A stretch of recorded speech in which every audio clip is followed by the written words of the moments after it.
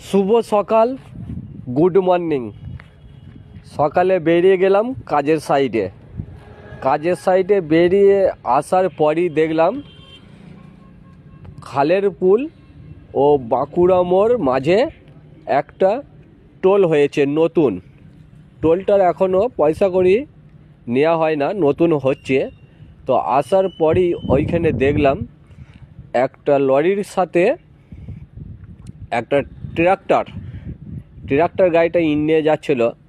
তো কিভাবে অ্যাক্সিডেন্টটা হয়েছে, খুব মারাত্মক অ্যাক্সিডেন্ট হয়েছে। 24শে ডিসেম্বর সকাল 7টার সময় অ্যাক্সিডেন্টটা হয়েছে। দেখো কী হারে ক্রেন চলে এসেছে, আর এই যে টোল নতুন বানাচ্ছে, মারাত্মক অ্যাক্সিডেন্ট হয়েছে।